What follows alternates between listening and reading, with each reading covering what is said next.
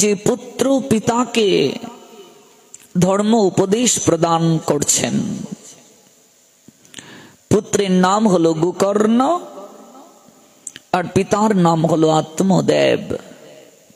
আমরা গতকাল জেনেছিলাম সন্তানও পিতামাতাকে উপদেশ প্রদান করতে পারেন, কিন্তু সেই উপদেশটা হবে বিনয়ের সঙ্গে। এই উপদেশটা হবে নিবেদন।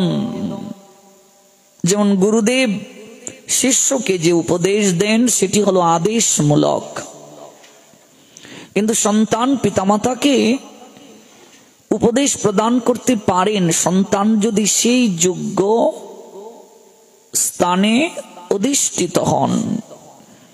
তাহলে সেই সন্তানও পিতামাতাকে ভুল থেকে শুধরানোর জন্য উপদেশ দিতে পারেন, কিন্তু এটি নিবেদন হবে। এই উপদেশটা হবে অনুনয়, এই উপদেশটা হবে হৃদয়ের অনুরণন। উপদেশ প্রদান করছেন আত্মদেবকে গোকর্ণ। হে পিতাশ্রী, আপনার তো এখন বানপ্রস্থের সময়। বানপ্রস্থটা হলো 100 দিনের মাঝে 75 দিন আপনাকে সাধু সঙ্গে কাটাতে হবে। তীর্থে ধামে তৎকালীন সময়ে স্বামী স্ত্রী দুজন মিলে বসবাস করে সংসারের কামনা বাসনা জলাঞ্জলি দিয়ে তারা ভজন করবে, নতুবা একাকীও তারা ভজন করতে পারে। এটি কখন? যখন আপনার সংসারে গার্হস্থ্য জীবন শেষ হয়ে যাবে। তো আমাদের তো 70 বছরেও গার্হস্থ্য জীবনের আশা শেষ হয় না। 80 বছরের দাদু, তারও ইচ্ছে জাগে নাতির বিয়ে দেখে যাওয়ার। এই জন্য শাস্ত্র একটা বয়সের সীমানা, একটা গণ্ডি আমাদেরকে এঁকে দিলেন। 25 বছর বয়স পর্যন্ত দেহ সম্পদ রক্ষা, অর্থাৎ বীর্য ধারণ। একটা পুরুষ বীর্য ধারণ করবে বিবাহের আগে। এটা গুরুকুলে শিক্ষা দেওয়া হতো আগেরকার সময়ে, যদিও এখন এটি নেই। তারপর সে সংসার জীবনে যাবে। সংসার জীবনে আজকে অধিকাংশ লোকেরা অসুখী, দাম্পত্য জীবনে বিভিন্ন রোগে আক্রান্ত। একটাই কারণ, তারা তাদের দেহকে পবিত্র না রাখার কারণে। আয়ু তাদের দিন থেকে দিন কমছে, একটাই কারণ, অতিরিক্ত বীর্য ক্ষয় করার কারণে। বীর্য তো শরীরের সম্পদ, শরীরের শক্তির আধার, মূলাধার। আগেরকার সময়ে গুরুদেবগণ গুরু টুলে ওই বীর্য ধারণের শিক্ষা দিতেন। গুরু গৃহে তারা পড়াশোনা করতেন, পাশাপাশি শরীর চর্চা, শরীরকে কেমন করে সুস্থ রাখা যায় এই শিক্ষাগুলো তারা প্রদান করতেন। এটা 25 বছর বয়স পর্যন্ত। তারপর গুরুদেব সিদ্ধান্ত নেবেন, গুরুদেব দেখবেন ওর দ্বারা জগতের কল্যাণ সম্ভব কিনা, ত্যাগী হয়ে থাকা সম্ভব কিনা। যদি দেখেন না এই শিষ্যের দ্বারা সম্ভব নয়, তখন তাকে গার্হস্থ্য জীবনে পাঠিয়ে দেবেন। যাও, তুমি বিবাহ করো, সন্তান সন্ততি উৎপাদন করো, সৃষ্টি রক্ষার কার্য করো। আর যার দ্বারা সংযম জীবন সম্ভব, সংযম জীবন তার সবার দ্বারা সম্ভব নয়। যার দ্বারা সম্ভব, যার মাঝে এই যোগ্যতা আছে, গুরুদেব তাকে বলতেন, বাবা তুমি গৃহী যারা তাদের কাছে গিয়ে হরি নাম প্রচার করো, ভগবানের কথা প্রচার করো। কারণ সবাই যদি গৃহী হয়ে যায় তো গৃহস্থ মানুষের কাছে গিয়ে জ্ঞান উপদেশ কে দেবে? আর সবাই যদি সংসার ত্যাগী হয়ে যায় তাহলে সৃষ্টি রক্ষাটা হবে কি করে? এই জন্য ব্যালেন্স ছিল আমাদের শাস্ত্রে, ত্যাগীও ছিল, গৃহীও ছিল। যার যেমন যোগ্যতা সেই যোগ্যতা অনুযায়ী বিধান দিতেন গুরুদেব। এবার আপনি 50 বছর বয়স পর্যন্ত আপনি স্ত্রী সঙ্গ করবেন, সন্তান উৎপাদন করবেন, আপনাকে অনুমতি দিয়েছেন শাস্ত্র। আপনি 50 বছর বয়স পর্যন্ত স্ত্রী সঙ্গ করতে পারবেন, সন্তান উৎপাদন করবেন, তাদেরকে মানুষ করবেন। তারপর আপনি বানপ্রস্থে যাবেন। এটি হলো সিস্টেম, চতুর আশ্রমের সিস্টেম। আপনাকে বানপ্রস্থে যেতে হবে। 75 বছর বয়স পর্যন্ত বানপ্রস্থ যদি সে বেঁচে থাকে, তারপর যদি বেঁচে থাকে সে সন্ন্যাস আশ্রমে যাবে।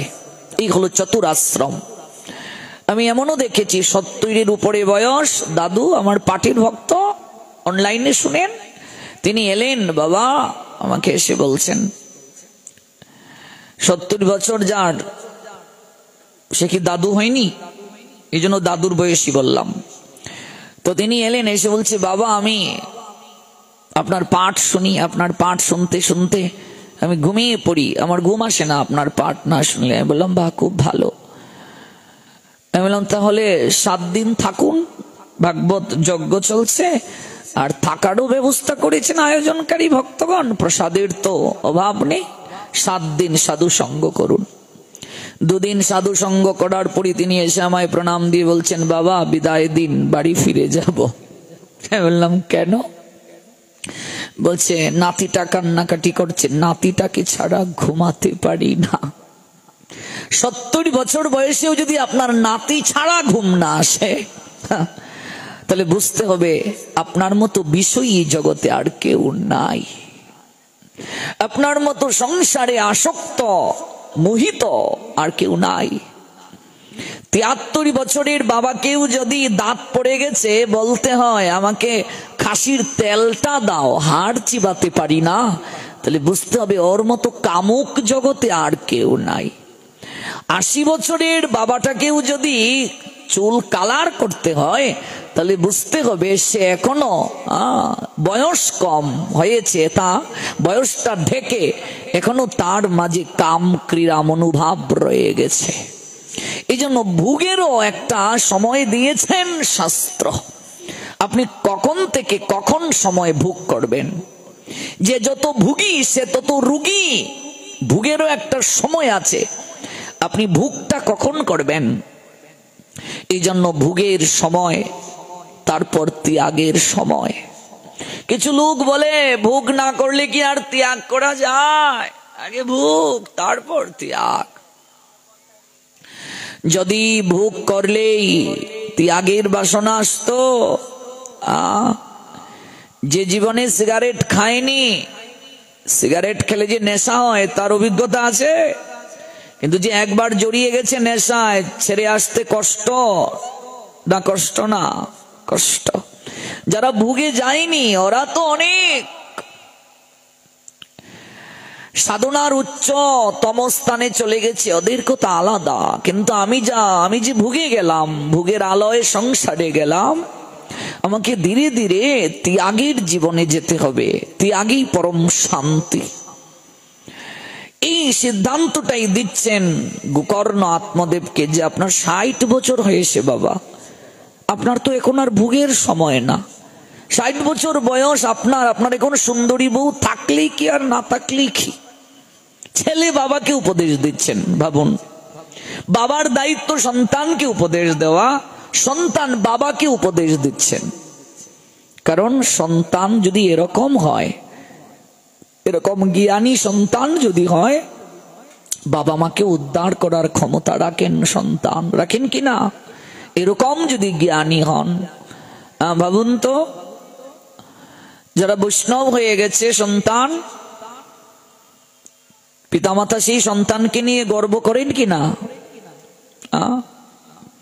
যারা একটা বিশাল জায়গায় চলে গেছেন, সাধনার একটা ঊর্ধ্ব স্থানে চলে গেছেন, সেই সন্তানকে নিয়ে পিতামাতার গর্ব আছে কি নেই? চোরের মা হওয়ার মাঝে গর্ব নাই না? আছে গর্ব, যে আমার সন্তান চোর, আমি চোরের মা। আছে নাকি এমন? গর্ব করতে কোনো মাকে দেখেছেন? আমি ডাকাতের বাবা, এটার মাঝে কোনো গর্ব নাই। কিন্তু আমি বৈষ্ণবীর মা, বৈষ্ণবীর বাবা, এটার মাঝে গর্ব আছে। সুসন্তানের বাবা, আমার সন্তান সুসন্তান, চুরি করে না, ডাকাতি করে না, সে যে পেশাতে আছে, সে মানবতার মন্ত্রে দীক্ষিত মহানুভব, সে কাউকে উদ্বেগ দেয় না, আমার সন্তান প্রকৃত মানুষ হয়েছে, এর মাঝে একটা গর্ব আছে। সন্তান উৎপাদনের উদ্দেশ্য হচ্ছে পুত নামক নরক থেকে উদ্ধার করা, পিতামাতাকে উদ্ধার করবে। সেই সন্তান ধিক, যে সন্তান পিতামাতাকে উদ্ধার করতে পারে না। পুত্র মূত্র এক জায়গা থেকে নির্গত হয়, সেই পুত্র মূত্রের মতো পরিত্যাজ্য যে পুত্র পিতামাতাকে উদ্ধার করতে পারে না, পিতামাতার মুখে চুন কালি দেয়। আছে কি নাই এমন পুত্র? কুপুত্র আছে কি নাই? পিতামাতার মুখ চুন কালি দেয় সমাজে, পিতামাতাকে নত করে দেয়, পিতামাতার সম্মান বিনষ্ট করে। শাস্ত্র বলছেন সে পুত্র নয়, মূত্র তুল্য। পুত্র মূত্র এক জায়গা থেকে নির্গত হয়, সেই পুত্র মূত্রের ন্যায় পরিত্যাজ্য। প্রস্রাব ধরলে যেমন আপনি প্রস্রাব না করা পর্যন্ত শান্তি পান না, জ্বালাপুড়া করে যন্ত্রণা হয়, আপনি ওই প্রস্রাব নির্গত যদি করেন তাহলে আপনি শান্তি পান, আরাম পান। ওই পুত্রটাও মূত্র তুল্য, ওকেও ত্যাগ করার কথা শাস্ত্র বলছেন। যে পুত্র, যে সন্তান কুসন্তান, কুলাঙ্গার সন্তান, যে সন্তানের দ্বারা পিতামাতা উদ্বেগ প্রাপ্ত হন, সমাজ সংসার উদ্বেগ প্রাপ্ত হন, সে সন্তান নয়, দুর্যোধন সন্তান নয়, কুসন্তান। কতটা অসভ্য ভাবুন, বাবার সামনে, গুরুদেবের সামনে জ্যেষ্ঠ ভাই বউয়ের কাপড় টানতে পারে? একটু চিন্তা করুন তো। হ্যাঁ, বাবার সামনে যে সন্তান ভ্রাতৃবধূর কাপড় টানে, সে কি সুসন্তান? গুরুদেবের সামনে, গুরু বৈষ্ণবের সামনে গিয়ে তো আমরা উঁচু গলায় কথাই বলি না, এখানে বিনয়। গুরুদেবের সামনে কেউ গিয়ে উঁচু গলায় কথা বলে? গুরুদেবের সামনে গিয়ে কি কেউ চেয়ারে বসে যাবে, সোফায় বসে যাবে? নিচে বসতে হয়।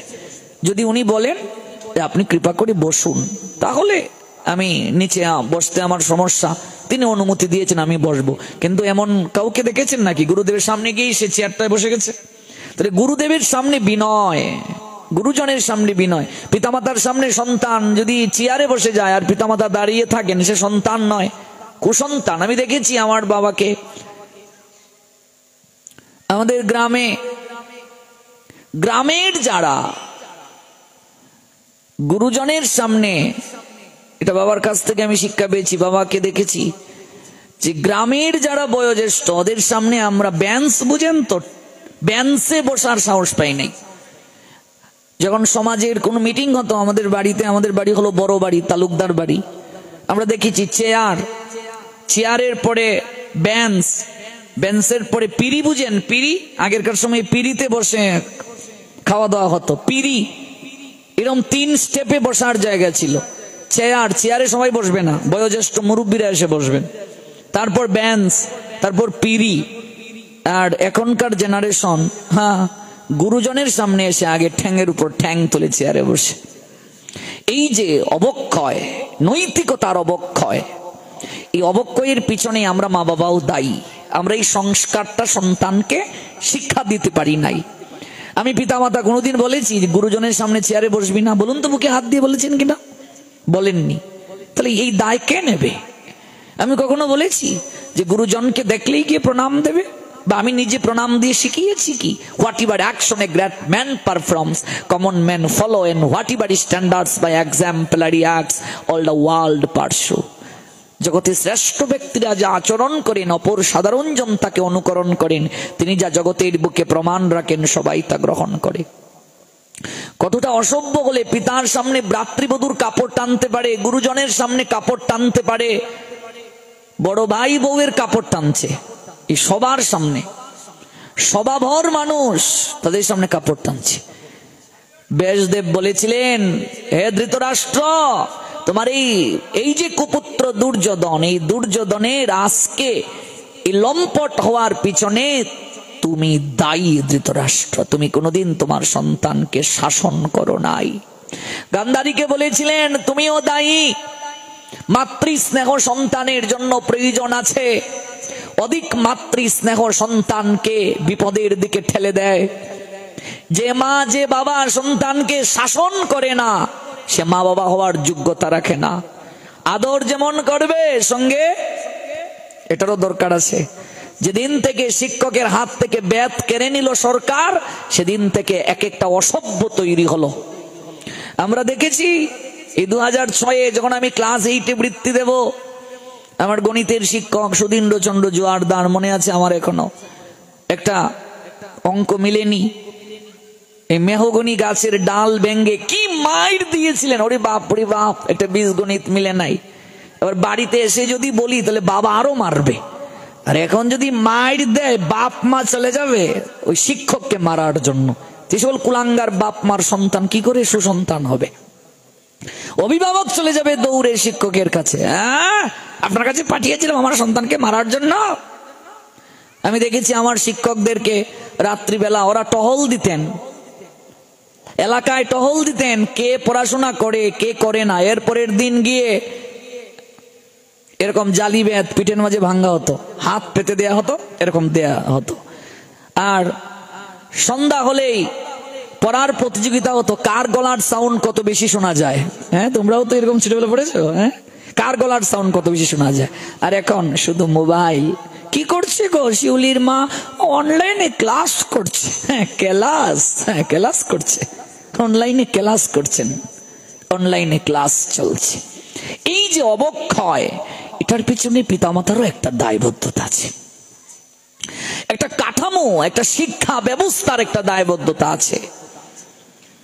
গুরুজনের প্রতি যখন সম্মানটা কমে যাবে, সেদিন থেকেই আমার অবনতি শুরু হয়ে যাবে। বাদশাহ আলমগীরের ঘটনাটা জানেন নিশ্চয়ই। শিক্ষা গুরুর মর্যাদা কবিতা পড়েছেন, আমরা পড়েছি, আপনারা অনেকেই পড়েছেন। দিল্লির এক মৌলবী, তিনি বাদশাহ শাহজাদাকে বলেছেন জল ঢেলে দেওয়ার জন্য। বাদশার পুত্র জল ঢেলে দিয়েছেন, আর তার শিক্ষক অর্থাৎ হুজুর নিজের হাতে চরণটাকে প্রক্ষালন করছেন, চরণটা ধৌত করছেন। বাদশাহ আলমগীর দূর থেকে দাঁড়িয়ে এই ঘটনা দেখলেন, লোক পাঠালেন ওই হুজুরকে রাজসভায় দেখা করতে বলবে পরের দিন। এবার মৌলবী ঘটনাটা শুনে তিনি ভাবছেন, এই কি বাদশাহ আমাকে তলব করেছেন, না জানি আমার কি হয়, গর্দান হতে পারে। আমি যে বাদশার পুত্রকে দিয়ে আমার চরণে জল ঢালিয়েছি, নিশ্চয়ই এটি তিনি দেখেছেন, সংবাদ তার কাছে গেছে হয়তো, এই জন্য আমার গর্দান যাবে। বলেন, হুজুর আমি আপনার কাছে আমার সন্তানকে দিয়েছি মানুষ করার জন্য, আপনি কি শিক্ষা দিলেন? আমার সন্তান তো মানুষ হয়ে নাই। বলছে, আপনি একটু বলুন তো কৃপা করে আমার অপরাধ কি? বাদশাহ বলছেন, হুজুর আমি প্রাতকালে দাঁড়িয়ে দেখলাম আমার পুত্র কেবল ঘটি থেকে জল ঢেলে দিচ্ছে আপনার চরণে, আর আপনি নিজের হাতে চরণটা ধৌত করছেন। এ কেমন আদব আমার সন্তান শিক্ষা নিল? আপনি গুরু, হুজুর মানে গুরু, শিক্ষক, নিজের হাতে আমার সন্তান আপনার চরণটা ধৌত করে কেন দিল না, মার্জন করে কেন দিল না? দেখুন শিক্ষকের মর্যাদা কতটুকু। তখন মৌলবী বলেছিলেন, সত্যি তুমি মহান বাদশাহ আলমগীর, তুমি মহান, তুমি গুরুর মর্যাদা প্রদান করলে, শিক্ষকের মর্যাদা কত ঊর্ধ্বে তুমি সেই স্থানটা দিলে। আজকাল শিক্ষকতা পেশায় এখানে যদি কেউ থেকে থাকেন তারা জানেন, তারা এখন চান কি করে সম্মানের সঙ্গে অবসর নেওয়া যায়, তাহলেই বাঁচি। আজকাল স্টুডেন্টরা মব সৃষ্টি করে শিক্ষকদের গায়ে হাত তুলে। দেশের যে অবস্থা, স্টুডেন্টরা মব করে শিক্ষকের গায়ে হাত তুলে, শিক্ষকের মাথার মাঝে ডিম ছুঁড়ে দেয়, গালের মাঝে ডিম ছুঁড়ে দেয়, শরীরের মাঝে ডিম ছুঁড়ে দেয়। আমরা এমন এক অবস্থায় যাচ্ছি, এমন এক সমাজ ব্যবস্থায় যাচ্ছি, এমন এক রাষ্ট্র কাঠামো আমাদের সামনে নিরীক্ষিত হচ্ছে। সামনে আরো ভয়াবহ অবস্থা আমাদের অবলোকন করতে হবে। এ থেকে একটাই পরিত্রাণ, নৈতিক শিক্ষা। এই জন্য মহাভারত বলছেন, পিতামাতা সন্তানকে যেমন আদর করবে, স্নেহ করবে, সুহাগ করবে, ছোটবেলা থেকে এটাও দেবে। এটা বুঝো? হ্যাঁ, এটা যদি না দিতে পারো তাহলে তোমার চুলের মুঠি ধরে টানবে এক সময়। আদরের সঙ্গে শাসনটাও দরকার। শাসন কাকে করা যায়? সুহাগ যাকে করা হয় তাকেই তো শাসন করা যায়। শাসন না করলে তো হবে না, মানুষ হবে না। তাহলে দুর্যোধনের আজকে লাম্পট্যের পশ্চাতে গান্ধারী দায় এড়াতে পারবে না, ধৃতরাষ্ট্র দায় এড়াতে পারবে না। কোনোদিন ধৃতরাষ্ট্র গান্ধারী দুর্যোধনকে শাসন করে নাই। দুর্যোধন যা চেয়েছে তাই দিয়েছে, যে অসৎ আচরণ করেছে সায় দিয়েছে, পুত্র স্নেহে কিচ্ছু বলতে পারেনি, শাসন করে নাই, শাস্তি প্রদান করে নাই। এই জন্য এই জগতে অনেক ধৃতরাষ্ট্র আছে আমাদের সমাজে। ধৃতরাষ্ট্র শুধু জন্ম অন্ধ নয়, ধৃতরাষ্ট্র জন্মান্ধ, কামান্ধ, স্নেহান্ধ, মুহান্ধ, বিষয়ে অন্ধ। এরকম বহু অন্ধ আছে আমাদের সমাজে। সন্তান দুষ্কার্য করলেও চোখে দেখে না, শাসন করে না। আমার সন্তান থাকুক দুধে ভাতে। অনেক গান্ধারীর মতো মা আছে, সন্তানকে শাসন করে না, চোখের সামনে খারাপ কার্য হতে দেখছে, এরপরও করে না। ধৃতরাষ্ট্র শাসন করেছিলেন কখন? শান্তির প্রস্তাব নিয়ে যখন গোবিন্দ গেলেন, শান্তির প্রস্তাবটা মানার জন্য ধৃতরাষ্ট্র পুত্রকে বলেছিলেন, শেষ একটা পরামর্শ দিয়েছিলেন গোবিন্দ। প্রথম প্রস্তাবটা ছিল অর্ধেক রাজত্ব ফিরিয়ে দাও, মানে নাই দুর্যোধন। দ্বিতীয় প্রস্তাব, পাঞ্চালীর চরণ স্পর্শ করে ক্ষমা চেয়ে নাও, যুদ্ধ থেমে যাবে।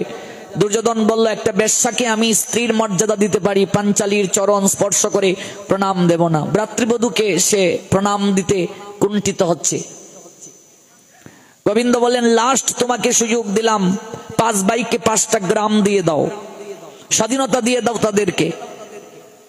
ধৃতরাষ্ট্র বলেন, পুত্র এই প্রস্তাব তুমি মেনে নাও। পুত্র মানে নাই। ধৃতরাষ্ট্র তাকে বললেন, আমি তোমার পিতা বলছি, তুমি মেনে নাও। দুর্যোধন তার পিতার গায়ে হাত তুলেছিল। শাসন যখন করতে গিয়েছিল ধৃতরাষ্ট্র, তখন আর শাসন করার বয়স দুর্যোধনের ছিল না।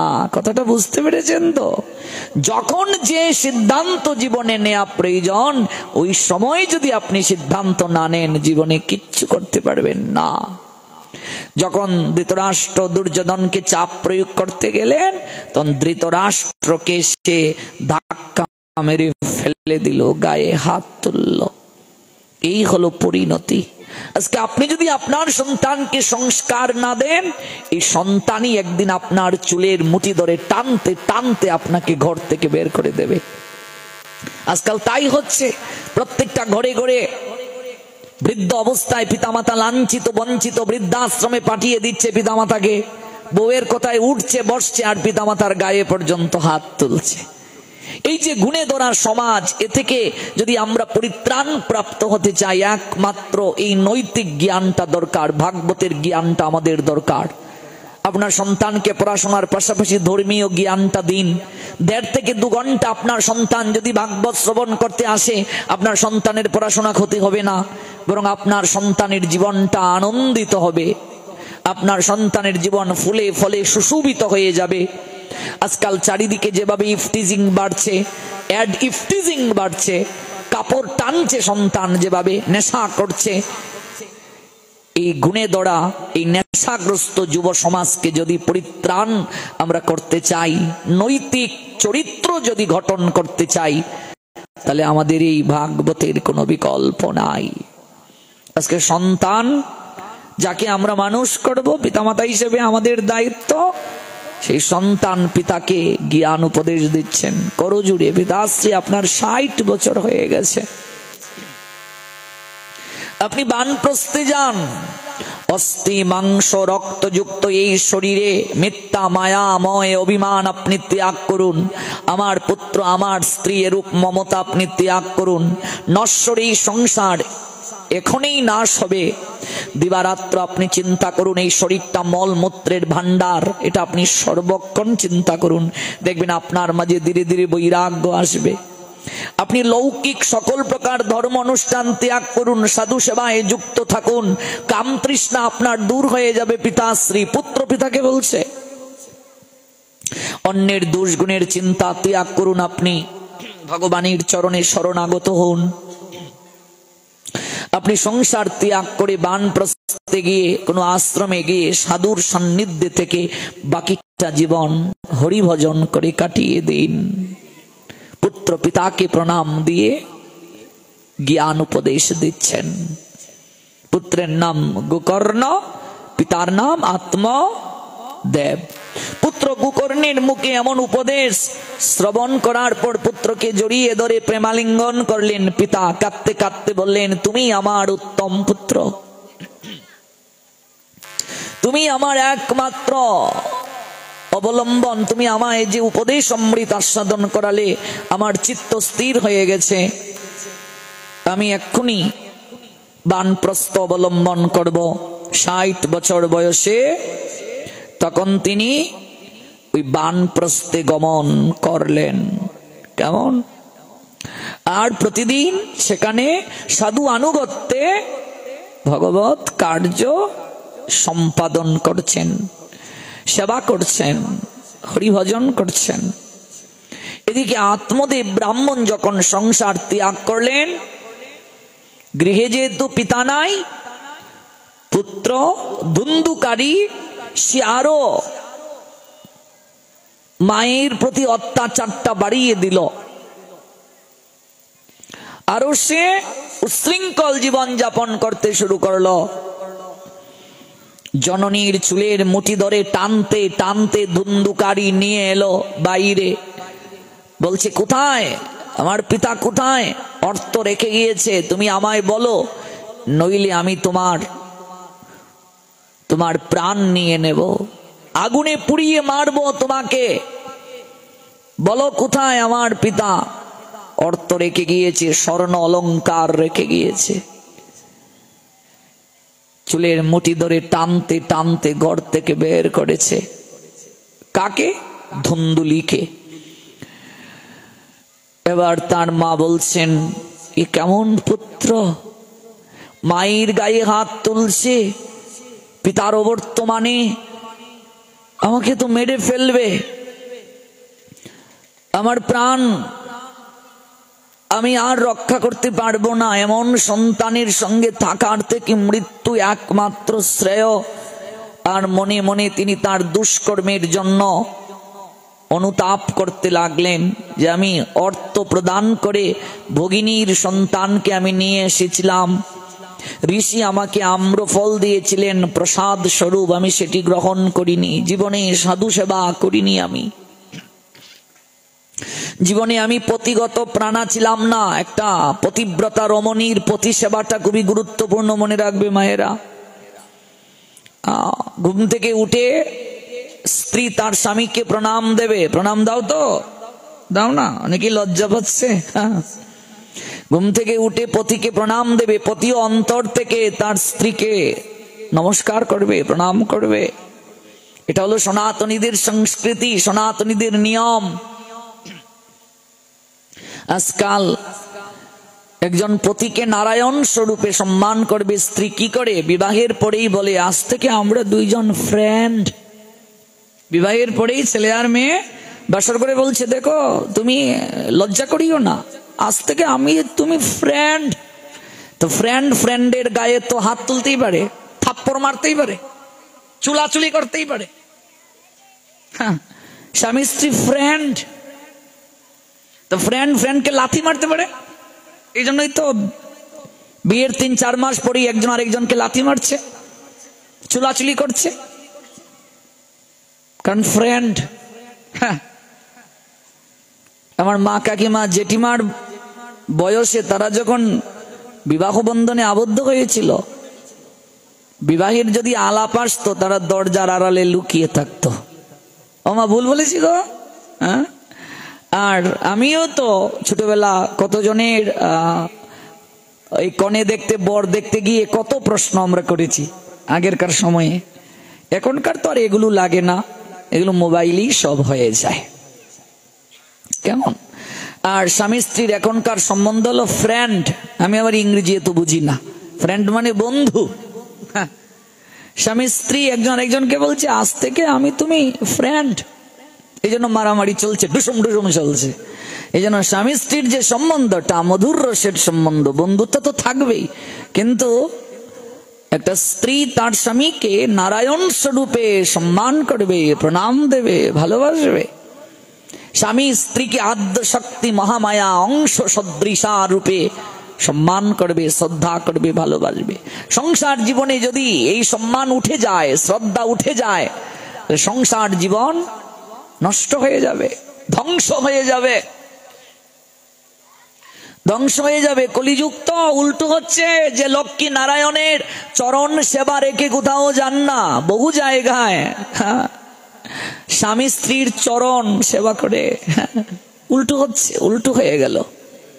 কলিযুগ, আগাটে ঘাট, আপতে পথ, এই যুগের নাম কলি। যে কোনো সময় মানুষ হবে বলি। কলি শব্দের অর্থ অফুটন্ত, অপ্রকাশিত। ভক্তি জ্ঞান বৈরাগ্য এই যুগে প্রকাশিত হয় নাই। ভক্তি জ্ঞান বৈরাগ্য এই যুগে ঘুমন্ত অবস্থায় আছে। কলি কলি অবস্থায় আছে। এই জন্য এই কলি যুগের আরেকটা নাম হলো কলহের যুগ। কলহ মানে ঝগড়া। ঝগড়া ছাড়া কলি যুগে কেউ বাঁচতে পারবে না।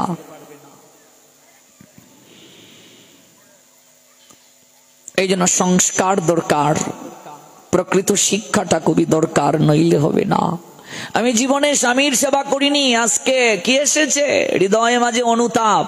যৌবনে কত রং ঢং করেছিল, দেখো আজকে সময় মতো থেকেই প্রায়শ্চিত্ত ভাব এসেছে। কিন্তু কিছু করার নাই, স্বামী বানপ্রস্থ নিয়ে চলে গেছেন, সংসার ত্যাগ করে চলে গেছেন।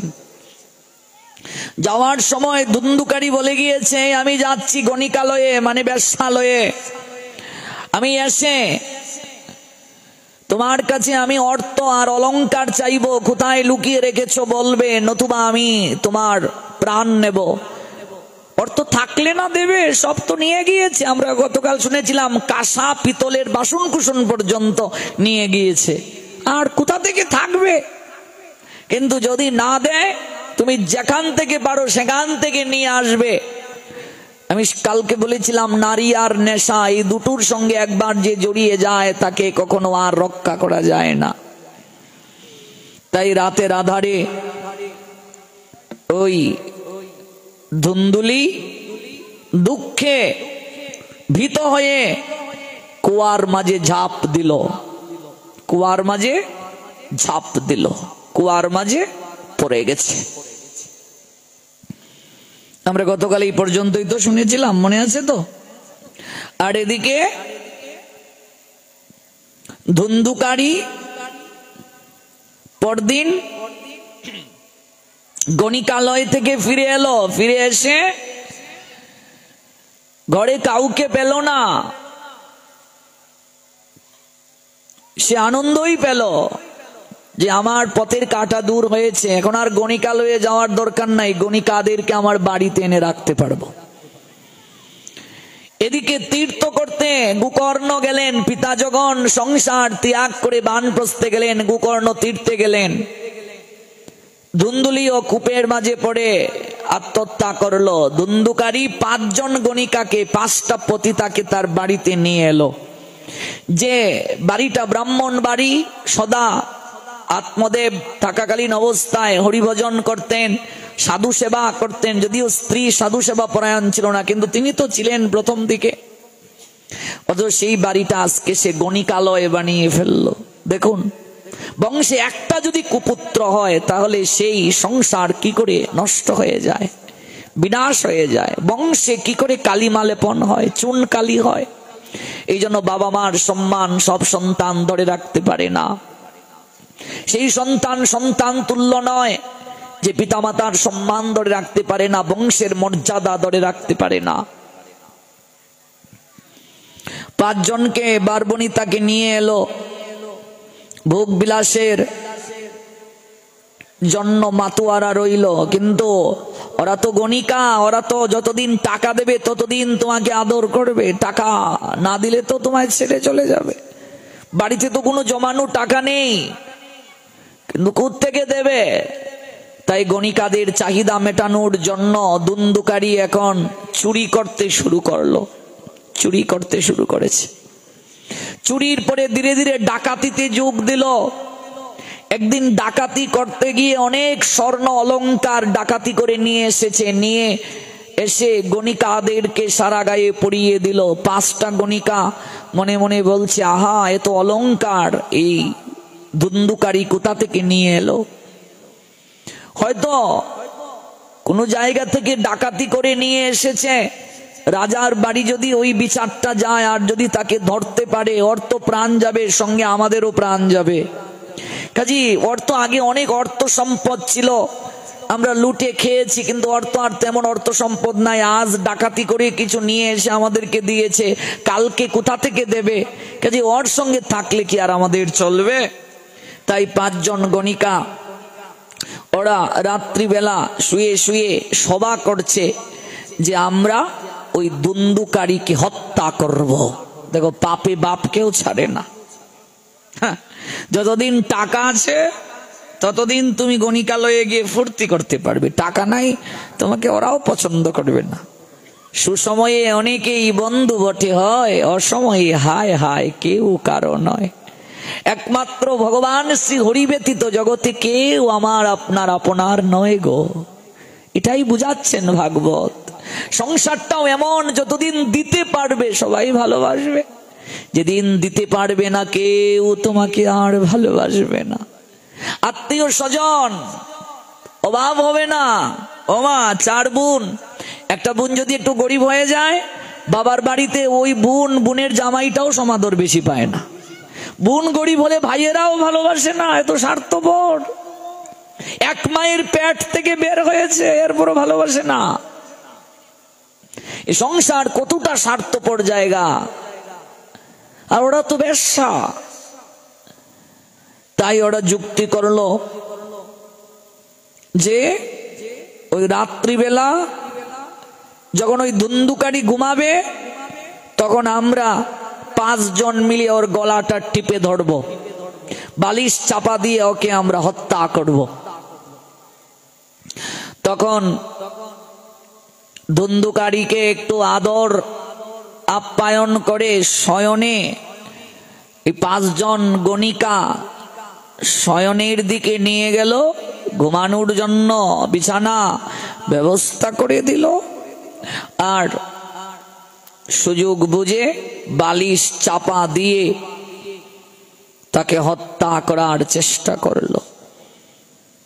কিছুক্ষণ পর দেখছে আর দুন্দুকারী নড়ছে না। 5 জন ভাবছে হয়তো মরে গেছে, কিন্তু ভাবছে মরে গেছে, লাশটা করব কি, লাশটা কি করব। এদিক ওদিক তাকাচ্ছে, আবার একজন বলছে রে মরিনি, শ্বাস বইছে। তখন জ্বলন্ত কাষ্ঠ এনে ওর মুখের মাঝে ঢুকিয়ে দিল, জ্বলন্ত কাঠ এনে মুখের মাঝে, জীবন্ত প্রাণ আছে তখনও, কিন্তু জ্বলন্ত কাষ্ঠ। দেখো, পাপ করলে কি শাস্তি পেতে হয়, এই জন্মেই নরক যন্ত্রণা পেয়ে যেতে হবে, আর ওখানে তো আছেই।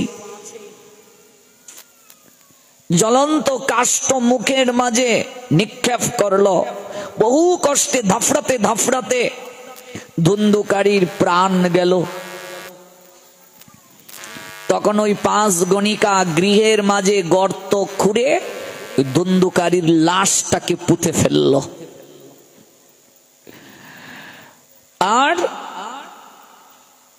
তারা ভাবছে মানুষকে কি বলবো, লাশটা যে আমরা এখানে পুঁতে ফেললাম, মানুষকে আমরা কি বলবো। একজন আরেকজনকে বুদ্ধি দিচ্ছে, আমরা কাউকে বলবো আমাদের প্রিয়তম অর্থ সংগ্রহের জন্য দূর দেশে গিয়েছে, 1 বৎসর পরে আসবে। ভাগবত একটা সতর্ক বার্তা দিলেন, বিবেকী মানব দুষ্ট স্ত্রীগণকে কখনো বিশ্বাস করবে না। মনে রাখবে, এই সমাজের বুকে 5 জনের সঙ্গে বন্ধুত্ব করতে নাই, তন্মধ্যে একজন হলো রাজনৈতিক ব্যক্তিত্বের সঙ্গে বন্ধুত্ব করতে নাই। রাজনীতির সঙ্গে যারা যুক্ত তারা কখনো প্রকৃত বন্ধু হতে পারে না। 2 হলো দুষ্ট স্ত্রী কখনো বন্ধুত্ব মর্যাদা দিতে পারে না। এখানে স্ত্রী মানে বিয়ে করা স্ত্রী নয়, স্ত্রী মানে নারী। দুষ্ট মানে কি, কুলটা, খারাপ স্ত্রীলোক, খারাপ নারী। ওরা কখনো প্রকৃত বন্ধু হতে পারে না, ওদের সঙ্গে বন্ধুত্ব স্থাপন করতে নাই, বিশ্বাস করতে নাই ওদেরকে। স্ত্রীলোকের মধুর আলাপ কামুকের মনে রস বর্ধন করে, কিন্তু তাদের হৃদয় খুরের মতো ধারালো, তাই তারা সত্যিকার অর্থে কারো প্রিয় হতে পারে না। একটা গণিকার কাছে তুমি যাবে, সে তোমাকে কত আদর যত্ন করবে, আরেকজন মক্কেল গিয়েছে তাকেও সেই অনুরূপ কথাগুলোই বলবে, মানে সে প্রকৃত তোমাকে ভালোবাসা দিচ্ছে না, ভালোবাসার কথা বলছে না। বহু নায়ক নিষ্ঠাবার বনিতাগণ দুন্দুকারীর সমস্ত ধন অপহরণ করলো, আর ওই মাঝ ঘরের মাঝে লাশটাকে পুঁতে ওরা পালিয়ে চলে গেল। এইদিকে দুন্দুকারী এইরকম অবস্থায় মৃত্যুবরণ যেহেতু করেছে, মুখের মাঝে জ্বলন্ত কাষ্ঠ গণিকারা নিক্ষেপ করেছে, ধাফরাতে ধাফরাতে মরেছে, খুব কষ্টে তার প্রাণটা গিয়েছে, তাই সে প্রেত জুনি প্রাপ্ত হলো। আমাদের এই লীলার নাম হলো প্রেত থেকে মুক্তির উপায়। কেউ যদি প্রেত জুনি প্রাপ্ত হয়, এমন লোক যার কোথাও ঠাই হয় না আত্মা, সেও কি করে মুক্তি প্রাপ্ত হবে, একটাই বিধান দিয়েছেন আমাদের ভাগবত শাস্ত্র। ধুন্ধুকারী প্রেত জুনি প্রাপ্ত হলো। দেখুন সংসারটা ছারকার হয়ে গেল না? সাধু ভবিষ্যৎবাণী দিয়েছিলেন কিনা যে ঈশ্বর তোমার ভাগ্যে সন্তান দেয়নি।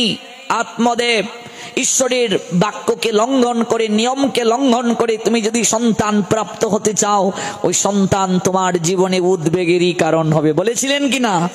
তোমার বংশের মুখে চুন কালিমা দেবে, বলেছিলেন কিনা? কাজে তুমি এই সন্তান প্রাপ্ত না হয়ে বাকিটা জীবন ঈশ্বর আরাধনা করে স্ত্রীকে নিয়ে কাটিয়ে দাও। তোমার স্ত্রী যদি না আসে তুমি একা কাটিয়ে দাও। অথচ সে সন্তানের জন্য পাগল হয়ে গিয়েছিল, প্রাণ ত্যাগ করতে গিয়েছিল। সন্ন্যাসী ঠাকুরকে বলেছিলেন যদি আপনি সন্তান না দেন, আপনার তো দৈবী ক্ষমতা আছে, তাহলে আমি এই জলের মাঝে প্রাণ ত্যাগ করব। আমরা নিশ্চয়ই শুনেছি। আজকে কি হলো অবস্থাটা? এই জন্য কর্মফল ভজনের মাধ্যমে দূর করতে হয়। যদি বিপদ আসে বুঝতে হবে এটা আমার প্রারব্ধ কর্ম, এই সময় আমাকে বেশি করে ভগবানের আরাধনা করতে হবে। আমরা কি করি? আমরা উল্টো ভগবানকে দোষারোপ করতে শুরু করি, তুমি আমায় এটা কেনে দিলে, ওটা কেনে দিলে। এমনও দেখেছি ফেল করেছে, মা সরস্বতীর ছবি ছুঁড়ে ফেলে দিয়েছে। তুই চ্যাট করেছস, হ্যাঁ, সারাক্ষণ ফেসবুকে, মেসেঞ্জারে, হোয়াটসঅ্যাপে, ইমোতে, মা সরস্বতীর দোষ হয়ে গেছে। হ্যাঁ, সরস্বতীর ছবি ছুঁড়ে ফেলে দিয়েছে। সন্তান মারা গিয়েছে, ভগবানের ঘর বন্ধ করে রেখে দিয়েছে, তোমার সেবা পূজা বন্ধ, তুমি আমার সন্তান কেন কেড়ে নিলে? ভগবানের সন্তান কেড়ে নিয়েছে? আয়ু শেষ হয়ে গেছে তাই সন্তান চলে গেছে, ভগবানের কি দোষ? ভগবান বললেন এই জগতে দুর্যোধন আমার কাছে যেমন, অর্জুনও আমার কাছে তেমন। আমি কাউকে কখনো পক্ষপাত দৃষ্টিতে দেখি না, সবাই আমার কাছে সমান। কিন্তু যে যে ভাবে আমাকে আরাধনা করে, যে যে ভাবনায় আমাকে ভজন করে, আমি তাকে সেই ইচ্ছাটা, সেই ভাবনাটা আমি পূরণ করি, আমি তাকে পুরস্কার দান করি। কৃষ্ণের প্রতিজ্ঞা এক আছে পূর্ব হইতে, যে জয়ীছে কৃষ্ণ তারে ভজে তৈছে। ভগবানের এখানে দোষ নাই। কেন? যুদ্ধের আগে তো দুর্যোধন অর্জুনকে দুজনকেই ভগবান ডেকেছিলেন। একজনকে বলেছিলেন আমি অস্ত্র ধারণ করব না, রথের সারথি হব, অন্যদিকে এক অক্ষয়ণী সৈন্য দেব। দুর্যোধন তুমি কি নেবে? দুর্যোধন বলল যে যুদ্ধ করবে না, বসে বসে খাবে, তাকে নিয়ে আমার হবেটা কি? আমার সৈন্য নেওয়াই ভালো। আর অর্জুন বললেন শুধু এই জন্মে নয় মাধব, প্রত্যেকটা জন্মে জন্মে তুমি আমার বান্ধব হয়ে থেকো। সিদ্ধান্ত কি ভগবান দিয়েছিলেন না ভগবান ছেড়ে দিয়েছিলেন? তোমরা সিদ্ধান্ত নাও কি করবে। ভগবানকে আমরা মিছিমিছি দোষারোপ কেন করি? মানুষ তার কর্ম অনুযায়ী সুখ গ্রহণ করে, মানুষ তার কর্ম অনুযায়ী দুঃখ গ্রহণ করে, ভগবানের কোনো দোষ নাই। ভগবান ফলদাতা, ভগবানের কাছ থেকে আমরা কর্ম অনুযায়ী সুখ গ্রহণ করি, কর্ম অনুযায়ী দুঃখ গ্রহণ করি। কাজেই এখানে কর্মটাই প্রাধান্য। সৎকর্ম করলে আমাদের ফল লাভ হবে, সৎকর্ম করলে, সুচিন্তা করলে, সুকার্য সম্পাদন করলে ভগবান আমাদের কৃপা করবেন, আমাদেরকে ফল দান করবেন। কুকার্য যদি করি, ঠিকভাবে যদি জীবনকে চালনা না করি, শাস্তি ভগবান আমাদেরকে দেবেন। এখানে ভগবানের কোনো দোষ নেই। ভগবান তো সবার ক্ষেত্রে সমান। এই জগৎ সংসারের সবাই ভগবানের সন্তান। প্রশ্ন আসতে পারে যদি ভগবানের সন্তান আমরা সবাই হই, তাহলে আমাদের এত দুঃখ কেন? তার কারণ জগতের পিতা কৃষ্ণ, হ্যাঁ নিশ্চয়ই শাস্ত্রে আছে, কিন্তু যে না ভজে বাপ, যে পিতাকে ভজন করে না, পিতৃদ্রোহী পাতকী সে, জন্মে জন্মে পায় তাপ। কেন দুঃখ পায়? যে বাবার আইন মানে না। আচ্ছা, সমাজে এমন অনেক সন্তান আছে যে বাবার আইন মানে না, এমন কার্য করেছে, বাবার মুখটা একেবারে সমাজে চুনকালি দিয়ে ভরিয়ে দিয়েছে, বাধ্য হয়ে বাবা তাকে ত্যায্য পুত্র করেছে। আছে কিনা এই সমাজে মাঝে মাঝে এমন ঘটনা ঘটতে আমরা দেখেছি কিনা? ত্যায্য পুত্র যদি করে তাহলে সেই সন্তান কি বাবার সম্পত্তিতে অধিকার পাবে? পাবে না। তেমনি ভাবে আমরা যখন ভগবানের সঙ্গে সম্বন্ধটা নস্যাৎ করে ফেলবো, ভুলিয়া তোমারে সংসারে আসিয়া পেয়ে নানাবিধ ব্যথা, তোমার চরণে আসিয়াছি আমি জানাবো দুঃখেরও কথা। যেদিন আমরা ভগবানকে ভুলতে বসেছি সেদিন থেকে আমাদের দুঃখটা শুরু হলো, আমাদের যন্ত্রণাটা শুরু হলো। ভগবানকে ভুলে যাওয়ার কারণেই আমাদের দুঃখ, ভগবানের সঙ্গে আমাদের সম্বন্ধটা দূরত্ব করার কারণে আমাদের এই দুঃখ, আমাদের এই যন্ত্রণা। ভুলিয়া তোমারে, তোমাকে ভুলে যাওয়ার কারণে আমার এই দুঃখ। সংসারে আসিয়া, সংসারে এসেছি পেয়ে নানাবিধ ব্যথা, এই ব্যথা পাচ্ছি, যন্ত্রণা পাচ্ছি। আজ তোমার চরণে আমরা এসেছি, এই দুঃখের কথা তোমাকে জানাবো। সুকৃতির কারণে এই নরদেহ প্রাপ্ত হয়েছি প্রভু, তোমার ভজন করব বলে। দিন বয়ে গেল, কিছুই না হইল, নিকটেতে এলো রে সমন। কিচ্ছু করতে পারলাম না, সমন রাজ দাঁড়িয়ে আছে আমাকে নেয়ার জন্য, কিছুই তো করতে পারলাম না। কি হবে আমার? সংসারে কেন এলাম? সংসার সংসার করে মিছে গেল কাল, লাভ না কিছুই হইল, ঘটিল জঞ্জাল, কিছু করতে পারলাম না। কিসের সংসারে ছায়াবাজি প্রায়, ইহাতে মমতা করি বৃথা দিন যায়। এ দেহ পতন হলে রবে কি আমার, কেহ সুখ নাহি দিবে পুত্র পরিবার। কেউ সুখ দিতে পারবে না। ওমা, কপালে যদি সুখ না থাকে কেউ সুখ দিতে পারবে? দুঃখ যদি কেউ দূর করতে চায়, কপালের দুঃখ যদি কেউ দূর করতে চায়, তাকে ভজন করতে হবে। একমাত্র ভজন দ্বারাই মানুষ তার খারাপ কর্মকে দূর করতে পারে, ওই কপালের লিখনকে খণ্ডাতে পারে ভজন দ্বারা। আংটি দিয়ে লাভ হবে না। মানুষ খুঁজি, আমার হাতটা দেখে দিন তো গোসাই, আমার হাতটা দেখুন। হ্যাঁ, হাত দেখে কি হবে? আংটি 5 আঙ্গুলে 5টা দিয়েছো, তাতে হবে কি? আংটি দ্বারা কখনো ভাগ্য কর্ম দূর হয়ে যায়, খারাপ কর্ম দূর হয়ে যায় ভজন না করলে, সাধনা না করলে। সাধনার দ্বারা, ভজনের দ্বারাই আমি আমার খারাপ কর্ম দূর করতে পারি। কিসের সংসারে ছায়াবাজি প্রায়, ইহাতে মমতা করি বৃথা দিন যায়। এ দেহ পতন হলে কি রবে আমার, কেহ সুখ নাহি দিবে পুত্র পরিবার। গর্দবের লাগি আমি, গর্দবের মতো আমি করি পরিশ্রম। গর্দব যেভাবে পরিশ্রম করে, গর্দব মানে গাধা, গাধা যেমন দিন রাত বোঝা বহন করে, ওই সংসারের লাগি গর্দবের মতো আমি পরিশ্রম করছি। কার লাগি এত করি? না গুছিল ভ্রম। দিন যায় মিছা কাজে নিশা নিদ্রা বসে, নাহি ভাবি মরণ নিকটে আছে বসে।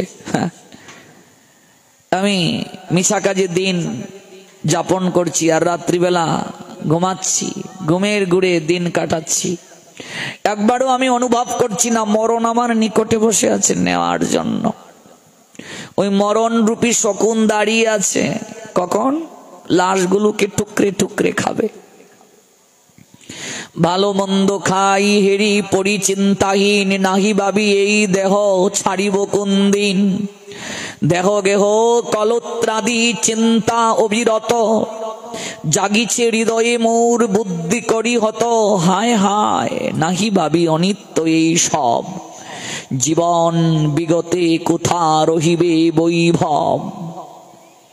শ্মশানে শরীর মম পড়িয়া রহিবে, মরে গেলেই দেবতা কোথায় নিয়ে যাবে? শ্মশানে। বিহঙ্গ পতঙ্গ তাই বিহার করিবে, মরে গেলে শরীরটা যদি পড়ে থাকে তো পাখিরা এসে ঠুকর দেবে, দেবে কিনা? শ্রীগাল টেনে নিয়ে যাবে, যদি লাশটা না পুরাও রেখে দেও কোথাও, শ্রীগাল টেনে নিয়ে যাবে, কুকুর টেনে নিয়ে যাবে। বিহঙ্গ পতঙ্গ তাই বিহার করিবে, আর কদিন পরে পতঙ্গ কি করবে? কৃমিকীট কি করবে? এই লাশটাকে আশ্রয় গ্রহণ করবে, আর পাখিরা টুট দিয়ে এরকম খামসে খামসে খাবে। কুকুর শৃগাল সবে আনন্দিত হয়ে মহোৎসব করিবে তারা আমার দেহটাকে লয়ে। যে দেহের এই গতি তার অনুগত, সংসার বৈভবার বন্ধু জনযত। অতএব মায়ামোহ ছাড়ি বুদ্ধিমান, নিত্য তত্ত্ব কৃষ্ণ ভক্তি করহ সন্ধান। কাজে যারা বুদ্ধিমান ওরা কৃষ্ণ ভজনটাকে প্রাধান্য দেয় দুর্গতির নাশ করার জন্য। আর যারা পাপ কার্যে এই জীবনকে অতিবাহিত করে তারা শাস্তি পায়। আর যারা আত্মহত্যা করে তাদের এই আত্মাটা কোথাও স্থান পায় না। আজ দুন্দুকারী কোথাও আশ্রয় না পেয়ে হা দৈব হা কষ্ট বলতে লাগলো। এদিকে তীর্থে গিয়েছেন তো গোকর্ণ, তিনি সংবাদ পেলেন তার মা ধুন্দুলি কুয়ার মাঝে প্রাণ বিসর্জন করেছেন, আর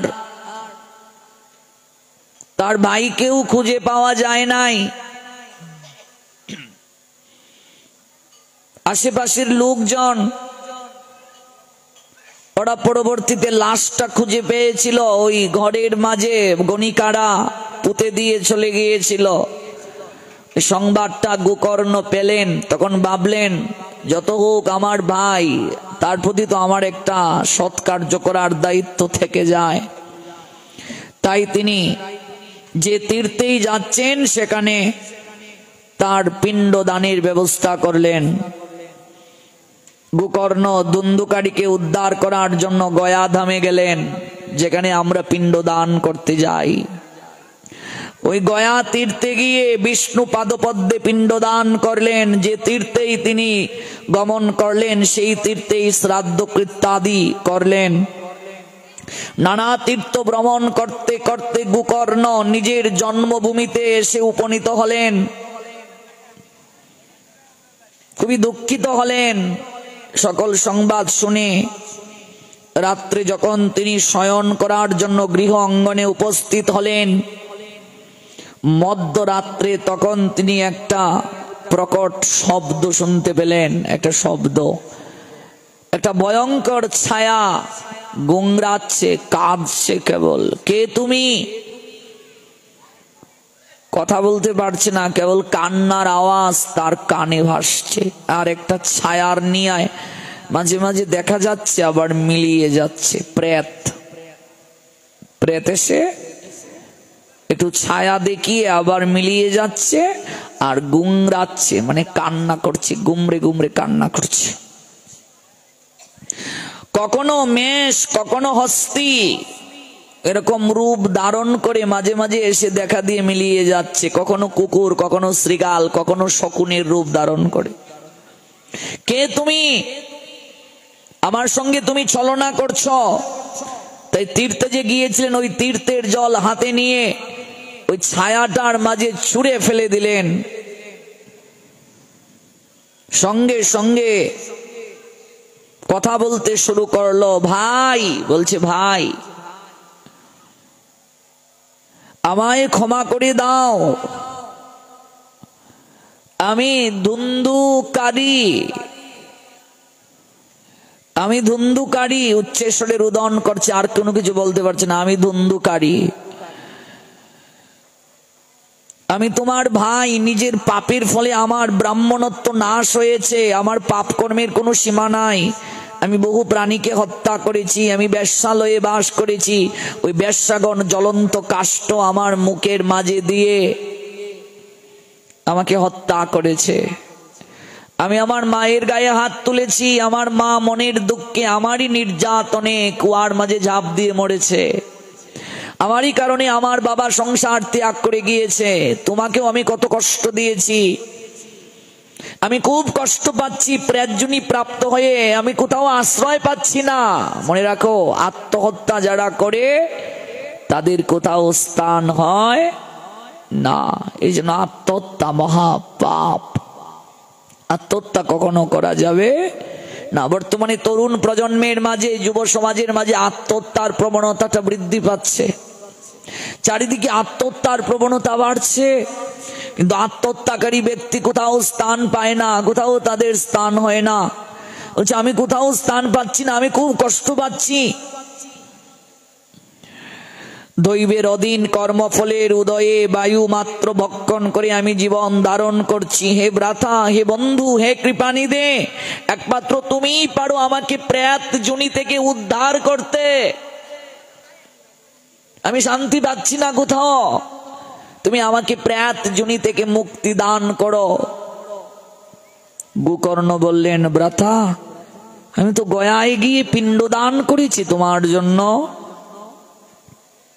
তোমার মুক্তি হলো না। এ তো আশ্চর্যের বিষয়।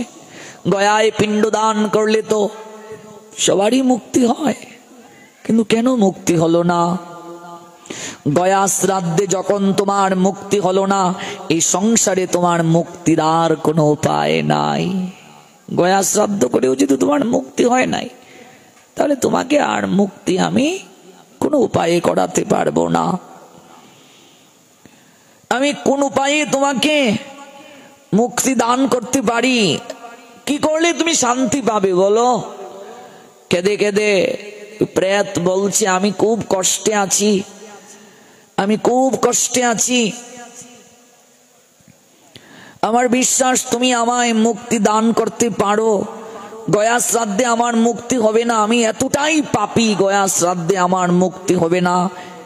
এই পাপের ফল আমাকে ভোগ করতে হচ্ছে। তুমি অন্য কোনো উপায় বের করো, অন্য কোনো উপায় বের করো। সকল জ্ঞানী পণ্ডিত যারা, তাদেরকে একসাথে বসিয়ে অন্য কোনো উপায় বের করো, কি করে আমাকে মুক্তি দান করা যায়। কিন্তু আমি খুবই কষ্ট পাচ্ছি, কোথাও আমি স্থান পাচ্ছি না। মনে রাখবেন, আসরিক সময়ে অপ আত্মাগুলো বাড়ির আশেপাশে ঘুরে বেড়ায়। এই জন্য ত্রিসন্ধ্যাকালীন সময়ে আমরা কখনো আলু তালু চুলে ঘর থেকে বের হব না। গর্ভবতী মহিলারা তখন ঘরের বাইরে যাবে না।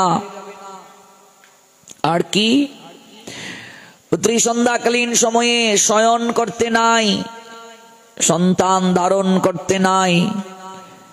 যে গৃহে ভোরবেলা ঘন্টা বাজে না, শঙ্খ বাজে না, কাশি বাজে না, উলুধ্বনি হয় না, সন্ধ্যাবেলা যে গৃহে শঙ্খ ঘন্টা উলুধ্বনি হয় না,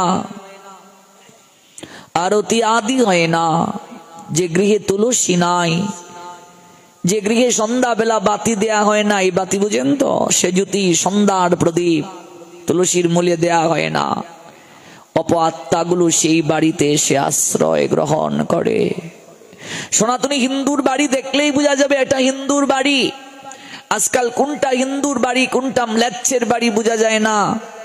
আমরা আহারে বিহারে আচরণে দিন থেকে দিন নিম্নগতি প্রাপ্ত হয়ে যাচ্ছি। এই জন্য আমাদেরকে একটু সদাচার জীবন পালন করতে হবে, সদাচারী হতে হবে।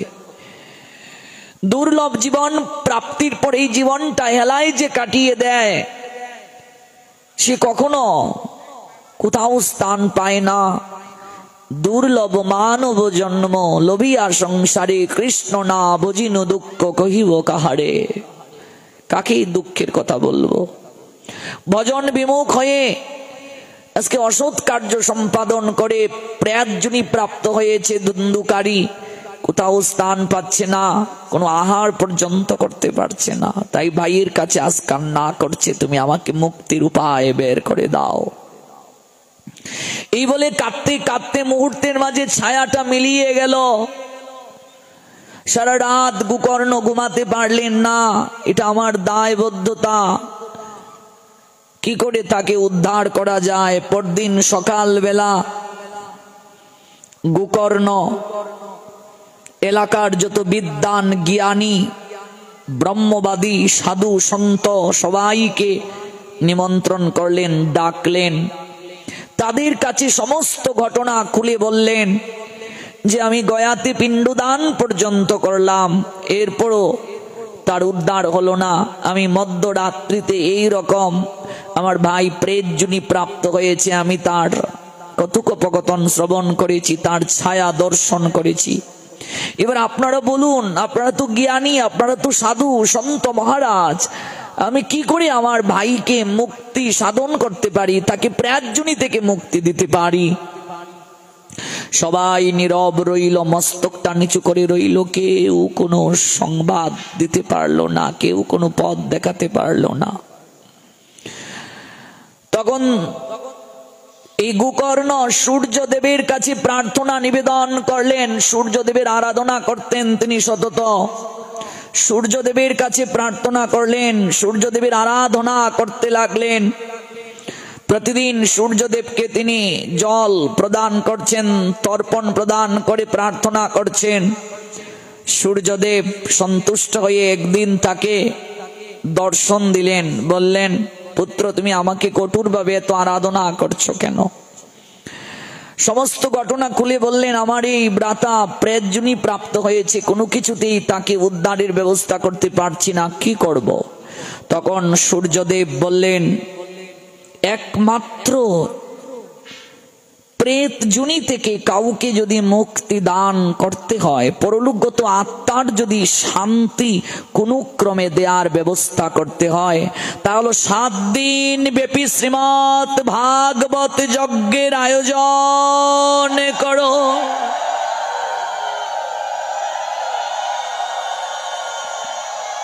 7 দিন ব্যাপী শ্রীমৎ ভাগবত যজ্ঞই পারে প্রেত যোনি থেকে মুক্তি দান করতে। সূর্যদেবের কাছ থেকে এই জ্ঞান উপদেশ গ্রহণ করে এবার